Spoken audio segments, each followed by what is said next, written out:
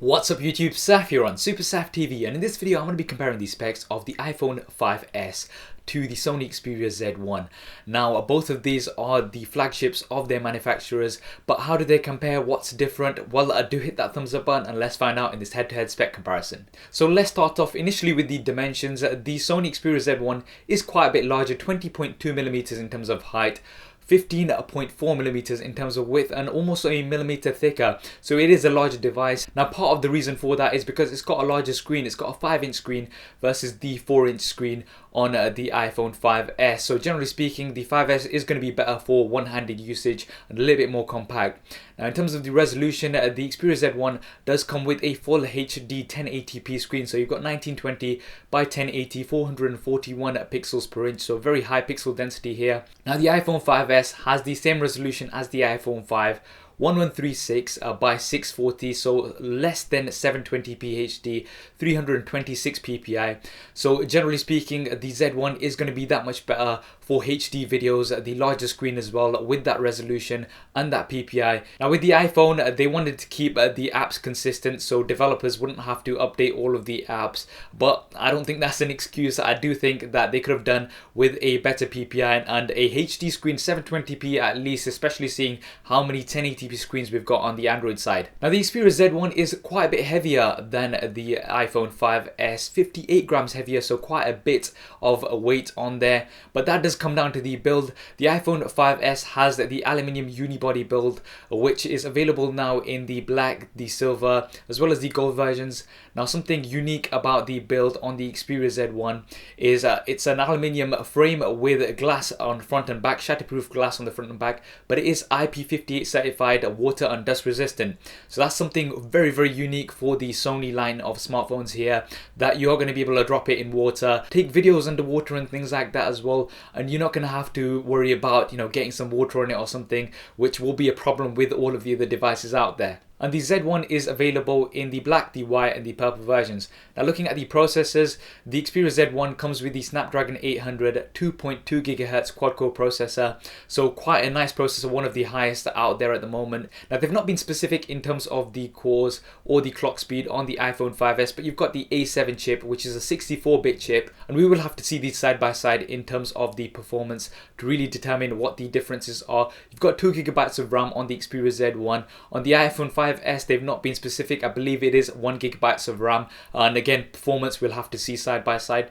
Different versions available. You've got the 16, 32 and 64 GB versions on the iPhone 5S. On the Xperia Z1, you've only got the 16 GB version, but it is expandable, micro SD up to 64 GB. So you do have the option of expanding on here. That's quite nice to see, considering that this is a waterproof phone. So the fact that you can expand storage on here is quite nice to see. Now the cameras, this is probably the most interesting aspects of both of these devices here. Now the iPhone 5S has the same resolution as the iPhone 5, which is 8 megapixels, but the pixels are larger. You've got 1.5 microns compared to the 1.3 that you had on the iPhone 5. So it is supposed to be doing better in low light. But if you compare that to the Xperia Z1, the Xperia Z1 has the same sensor size as some of the compacts out there, which is absolutely awesome to see that in a smartphone of this size as well. Really impressed with this 20.7 megapixels, and also because of that larger sensor, low light performance will be great. So now it'll be really interesting to see the difference in the low light images between these two. So side by side comparisons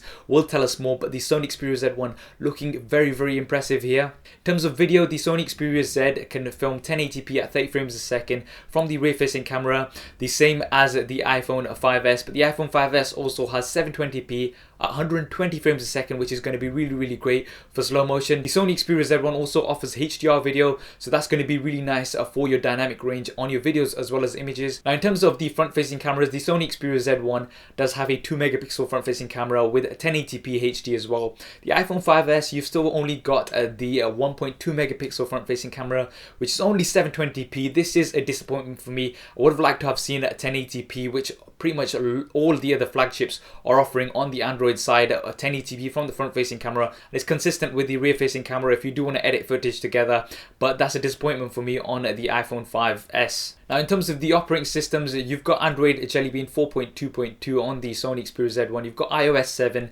out of the box on the iPhone 5S. Now both of these have their advantages and disadvantages, but talking about some of the key features, some of the unique features that these devices offer. The Xperia Z1, you've got InfoEye. Now Sony have partnered with lots of different companies out there, so you can take pictures of things like books or buildings and things, and it's going to pull up information directly on your screen, and you're going to be able to maybe buy a book from there on Amazon and things like that. So that's quite interesting to see. You've also got live social streaming, so you can stream a video live from your smartphone to things like Facebook, and people can comment on them and they will be coming up real time, so that's quite unique. Now the iPhone 5S also has a very unique feature, which is Touch ID, the fingerprint scanner on the home button, so you can unlock your device just by touching it, and you can also make app purchases and things using your fingerprint rather than having to enter a password all the time. So that's quite unique and something different that we've not seen. Now in terms of the batteries, the Sony Xperia Z1 has a 3000 mAh battery, whereas the iPhone 5S has a 1440 mAh battery. So you've got more than double the capacity on the Xperia Z1. Yes, it's a larger screen and you are going to be pushing out more pixels, but more than double the capacity does indicate that it will be giving you more usage. Finally, looking at price, the base versions, the 16GB versions, the Xperia Z1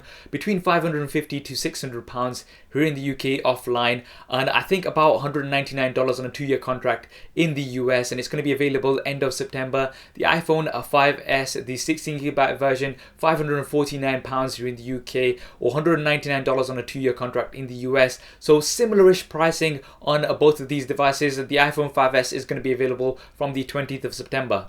So those were the key differences between these two devices. The iPhone 5S definitely a lot more compact and easier for one-handed usage, but at the expense of the larger size, the Sony Xperia Z1 does have a much larger screen, and it's also got the water and dust resistant feature, especially that camera, 20.7 megapixels, and it's the same size as compact cameras out there. So that's very, very interesting to see, and we'll definitely have to see side-by-side comparisons. Which one do you think is better? Which one will you be going for? Well, do drop me a comment below and let me know your thoughts. I hope you enjoyed this video and found it useful. If you did, as always, please do hit that thumbs up button for me. It really does help me out. And why not subscribe to the channel? I've got plenty more content coming up on here. Thanks for watching. This is Saf on SuperSaf TV, and I'll see you next time. If you want to see more regular videos like this one, then be sure to hit the subscribe button, which will be below. If you're on a mobile device, it may be somewhere else. If you want to see my previous related video, then hit the link right here. If you want to stay in touch over Facebook, Twitter, and Google+, then all of the addresses will be there somewhere, as well as direct links in the description below.